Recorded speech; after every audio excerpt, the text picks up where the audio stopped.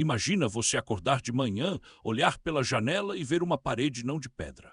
Uma parede de gente. Centenas, às vezes milhares de homens, lado a lado, escudo colado em escudo, lanças apontadas, avançando num ritmo que parece mais uma máquina do que um bando de humanos. E o mais assustador não é porque eles são os mais fortes, nem porque são os mais valentes. É porque eles são os mais organizados. A verdade é que boa parte da história da guerra não é sobre armas. É sobre disciplina, é sobre quem consegue manter a formação quando o medo bate. Porque a maioria das batalhas antigas não termina quando todo mundo morre, termina quando um lado desmancha. E aí, meu amigo, aí é que a matança de verdade começa. Hoje a gente vai falar de formações e paredes de gente, como a falange grega e macedônica e a legião romana transformaram combate em sistema. E eu já aviso, isso aqui é meio deprimente, porque quando você percebe que a vitória muitas vezes é organização contra pânico, você entende por que impérios amam burocracia e porque os melhores exércitos parecem mais uma empresa bem gerida do que um bando de heróis. Vamos começar pelo básico, porque formação existe, porque sozinho você é frágil.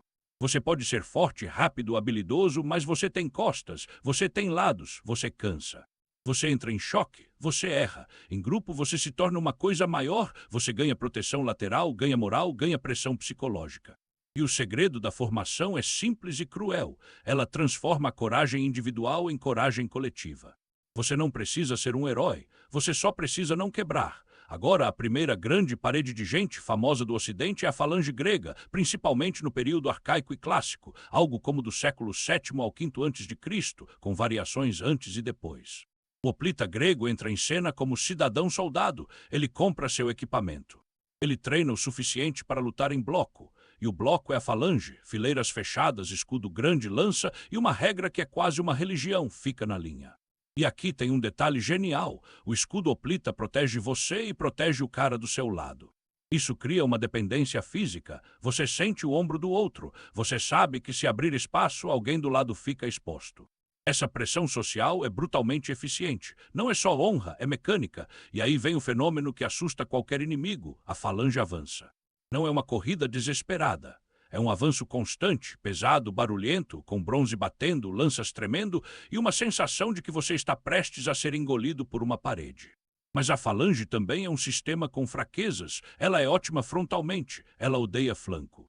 Ela odeia terreno irregular. Ela odeia confusão, e a história grega inteira é, em parte, um laboratório tentando resolver isso, usando tropas leves, cavalo, arqueiros, peltastas, manobras e tentando não cair na armadilha de só sei lutar de frente. Aí a gente dá um salto para o século IV e entra num upgrade que parece quase indecente, a falange macedônica. Filipe II da Macedônia, que reina de 359 a 336 a.C., pega a ideia da falange e coloca um motor nela. Ele reorganiza o exército, treina de forma pesada e introduz a sarissa, aquela lança gigantesca que pode chegar a vários metros. O resultado é uma formação que, de frente, cria uma zona de não existe aproximação. Imagina o inimigo tentando encostar e encontrando várias fileiras de pontas antes mesmo de chegar na primeira linha. É como tentar atravessar um campo de espinhos andando.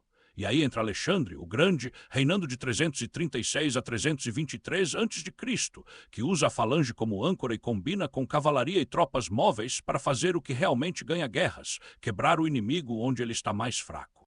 A falange não é um martelo, ela é a bigorna, ela segura, ela fixa, e então o martelo bate em outro lugar.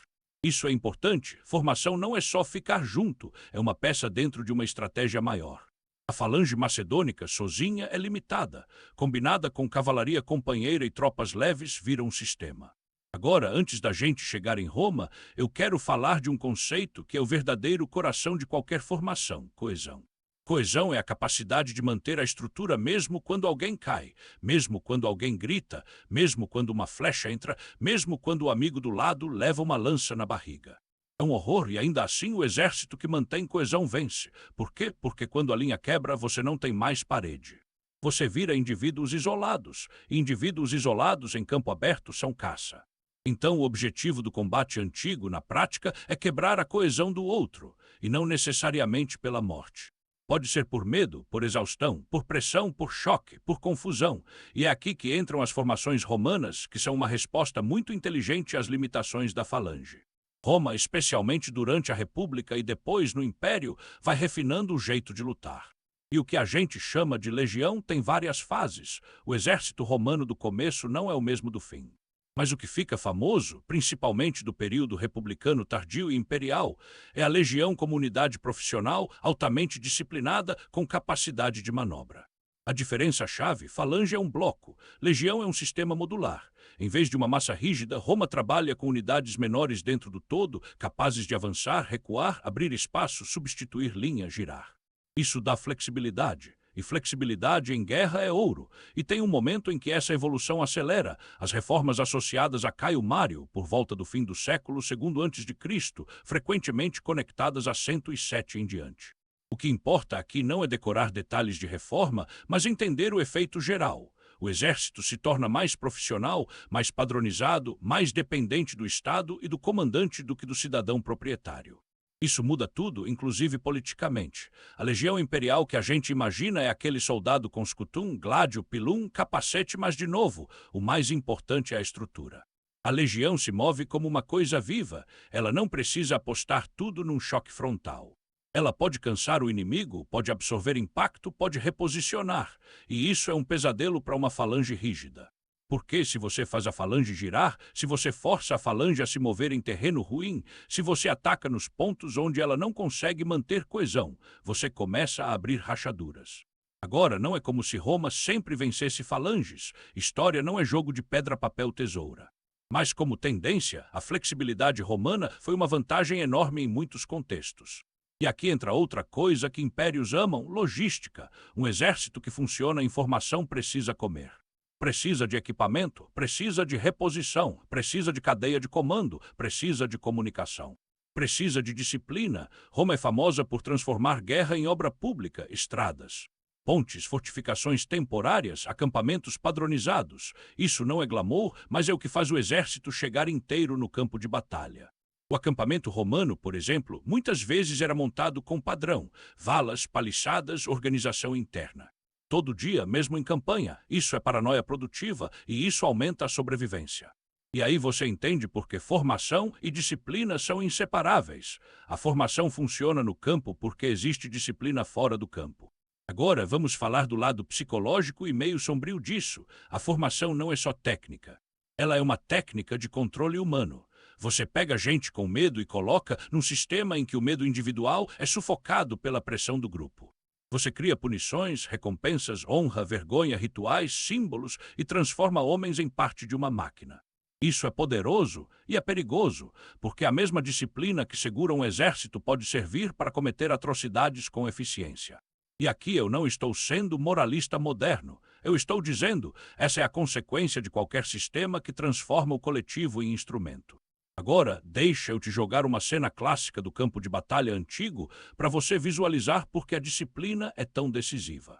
Duas linhas se aproximam, tem grito, tem tambor, tem metal, tem poeira, tem coração batendo. A primeira chuva de projéteis vem, pedras, dardos, flechas, pilum, alguém cai, alguém grita. Alguém hesita. O exército que aguenta essa fase sem perder coesão, sem abrir espaço, é o que costuma ganhar.